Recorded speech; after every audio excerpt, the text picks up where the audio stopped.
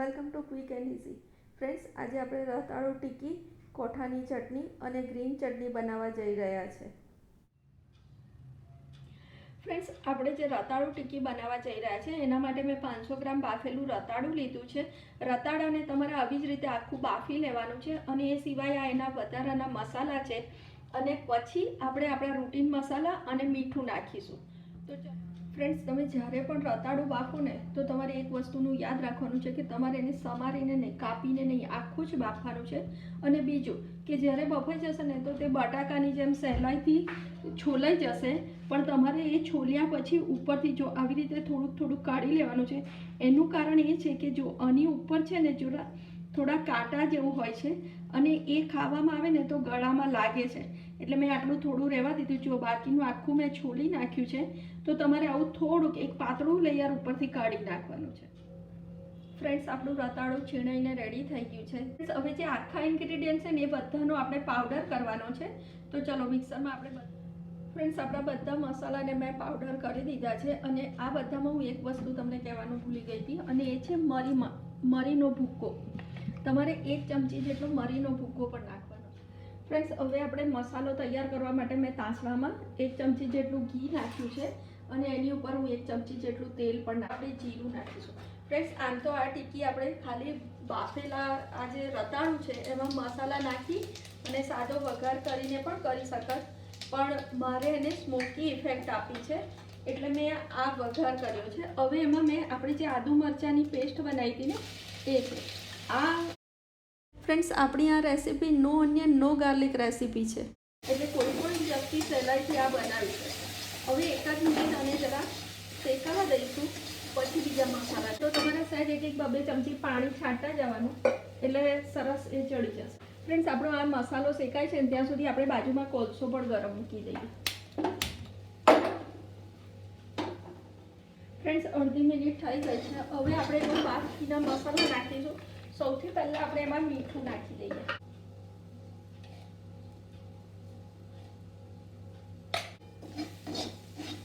સિંગદાણાનો ભૂક્કો છે, એમાં આ ગરમ મસાલો છે અને મરી પાવડર નાખવાનો છે.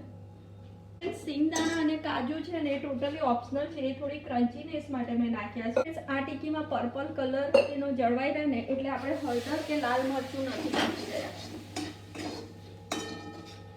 બસ, હવે આ થઈ જાય ને એટલે હવે આપણે ગેસ બંધ કરી દઈશું અને બાકીના મસાલા નાખી દઈશું. તો એના માટે મેં ખાંડ નાખી છે.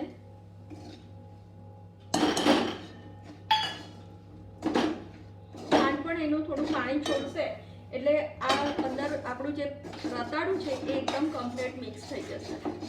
હવે આપણે આ રતાળું નાખી દઈએ. જો તમારી પાસે દાળિયા ના હોય ને તો તમારે શેકેલો ચણાનો લોટ લઈ લેવાનો છે. બસ, હવે ખાલી આપણે બધું મિક્સ જ કરવાનું છે. અને લીંબુ, 1 લીંબુ મેં નીચોયું છે અને આપણે બરાબર હલાવી લઈશું. ફ્રેન્ડ્સ, આપણું પૂરણ રેડી થઈ ગયું છે. પૂરણમાં સ્મોકી ઇફેક્ટ આપવા જઈ રહ્યું છું. હવે આપણો કોલસો પણ રેડી થઈ ગયો છે. ફ્રેન્ડ્સ, તમારી રેસીપીમાં જ્યારે પણ તમે સ્મોકી ઇફેક્ટ આપો ને તો તમે ડુંગળી મૂકો, તમાલપત્ર મૂકો કે આવી રીતે એલ્યુમિનિયમ ફોઇલથી બનાવીને મૂકો. તો તમે આવું એક નીચે કાણું જરૂરથી બનાવજો. તો એનાથી શું થશે કે જ્યારે તમે એને આમ મૂકીને ઉપર કોલસો મૂકીને ઘી રેડશો ને તે સ્મોકી ઘી ઓટોમેટિક બધું નીચે જતું રહેશે અને કોલસાનો સહેજ પણ કચરો અંદર જશે નહીં. તો તમે આ રીતે આ ટ્રીક ચોક્કસથી ટ્રાય કરજો. હવે પર મૂક્યો, હવે હું એની પર ઘી રેડીશ.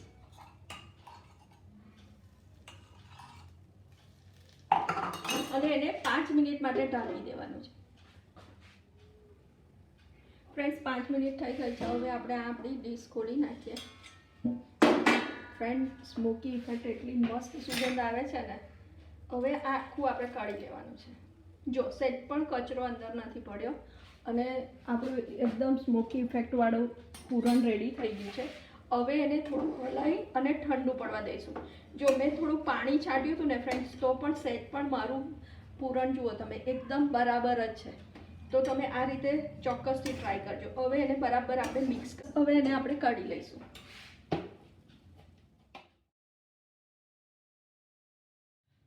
ફ્રેન્ડ્સ, કોઠાની ચટણી બનાવવા પહેલાં સૌથી પહેલાં આપણે આ કોઠું થોડું તોડીને અંદર નાખી દઈએ અને જીરું પાવડર એ 3 અંદર નાખી દઉં છું.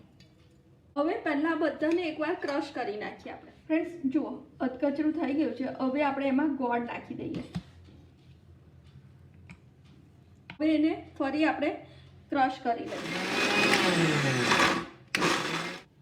ફ્રેન્ડ્સ, ગોળ નાખ્યા પછી આપણી ચટણી આવી થઈ ગઈ છે. મેં થોડું પાણી પણ નાખ્યું હતું કારણ કે આપણે આ ટિક્કી સાથે ખાવાના છે, એટલે હાર્ડ નહીં હોય, થોડી સેમી લિક્વિડ હશે. તો અને થોડુંક પાણી નાખીશું. હવે ફરીવાર એને મિક્સીમાં ક્રશ કરી. ફ્રેન્ડ્સ જુઓ, આપણી ચટણી એકદમ કમ્પ્લીટ રેડી થઈ ગઈ છે અને એની કન્સિસ્ટન્સી હજુ પણ તમારે ઢીલી કરવી હોય તો તમે કરી શકશો. આપણે ધાણાની ચટણી બનાવી દઈએ. ક્રશ જ કરી દેવાની છે, પણ તે સિવાય પણ એક ઇન્ગ્રીડિયન્ટ છે જે હું તમને પછી જણાવું છું. ફ્રેન્ડ્સ, તમારે જ્યારે પણ ધાણાની ચટણી બનાવવાની હોય ને તો તમે ધાણા સમારો ને તો ખાલી એકલા પાંદડા નથી લેવાના. જુઓ, આવા દાખલા પણ અંદર થોડાક લેવાના છે, જેનાથી તમારી ચટણીનો ટેસ્ટ તો સારો આવશે જ, પણ એનો કલર પણ એકદમ સરસ થશે. અને આ જે દંડી જે છે ધાણાની, એની ન્યુટ્રિશન વેલ્યુ ખૂબ વધારે હોય છે. તો તમારે આ દંડી કાઢી નથી નાખવાની, એને ચટણીમાં પીસી લેવાની છે. હવે આપણે મરચાં સમારીને નાખી દઈએ.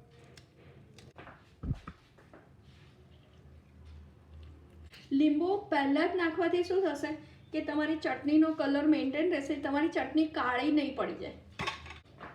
હવે એમાં આપણે મીઠું નાખી દઈએ. શું છે, તમે તમારા ટેસ્ટ પ્રમાણે નાખો. હવે એને આપણે મિક્સીમાં પીસી. ફ્રેન્ડ્સ જુઓ, આપણી ચટણી એકદમ લીલી ચટક બની છે ને, તો એ લીંબુના લીધે. તમે જ્યારે મિક્સીમાં ક્રશ કરો ને ત્યારે જ અંદર લીંબુ નાખી દેવાનું. અને બીજી વસ્તુ એ કે હું મારી ચટણીમાં કાયમ 2 ચમચી જેટલું તેલ નાખું છું. એ ચટણીમાં તેલ નાખવાનું રીઝન એ છે ફ્રેન્ડ્સ કે એનાથી ચટણીમાં એક સ્મૂથનેસ આવી જાય છે. ફ્રેન્ડ્સ જો, મારી ચટણી કમ્પ્લીટ રેડી થઈ ગઈ છે. હવે આપણે ટિક્કીની પ્રિપરેશન કરીએ. ફ્રેન્ડ્સ, આપણું પૂરણ પણ રેડી છે. મેં પેન ગરમ મૂકી દીધું છે. હવે આપણે એમાંથી ટિક્કી વાળી અને શેલો ફ્રાય કરવાની છે. ફ્રેન્ડ્સ, ટિક્કી વાળવા માટે મારે આ ટિક્કીનું પૂરણ અને એક આ કોર્નફ્લોર જોઈશે. હવે કોર્નફ્લોર તમારે એમાં ટિક્કીને રગદોડવાની નથી, તમારા હાથ ઉપર સહેજ લગાવી અને એને કોટિંગ જ કરવાની છે. તો હવે આપણે એને ટિક્કી વાળી દઈએ. તમને જે શેપની ગમતી હોય, જેટલી સાઇઝની ગમતી હોય, તમે એવી ટિક્કી એની વાળી શકો.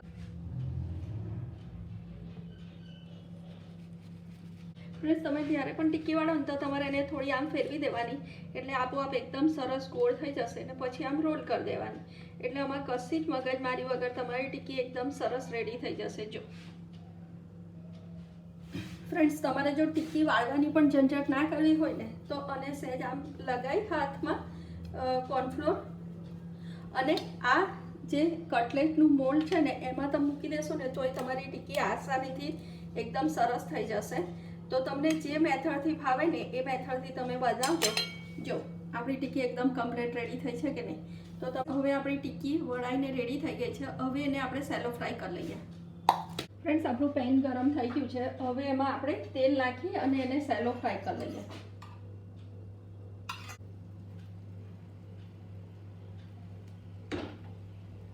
જગ્યા પર રાખજો કારણ કે આપણે એને વચ્ચે વચ્ચે ટર્ન કરવાની છે. ફ્રેન્ડ્સ, હવે આપણે એને ટર્ન કરી લઈએ.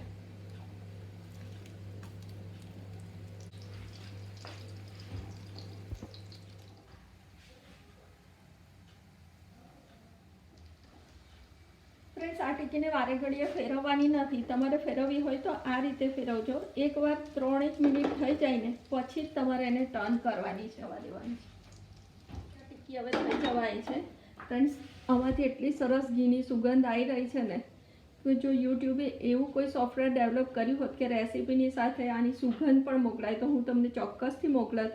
તો તમે અમારી રેસીપી ચોક્કસથી ટ્રાય કરજો, તમારા ફ્રેન્ડ સાથે શેર કરજો. ચલો હવે આપણે એને સર્વ કરી લઈએ. ફ્રેન્ડ્સ, આપણી રતાળુની ટિક્કી રેડી છે, જે મેં રાઉન્ડ શેપમાં પણ કરી છે અને હાર્ટ શેપમાં પણ કરી છે. તમને જે શેપમાં ગમે તે શેપમાં તમે બનાવજો. તેને મેં ગ્રીન ચટણી અને કોઠાની ચટણી સાથે સર્વ કરી છે. અને ફ્રેન્ડ્સ, એ એકદમ સરસ જ બનશે. જો અંદરથી પર્પલ છે અને બહારથી એકદમ ક્રિસ્પી છે. તો તમે આ રેસીપી ચોક્કસથી ટ્રાય કરજો. અને તમારા ફ્રેન્ડ સાથે શેર કરજો.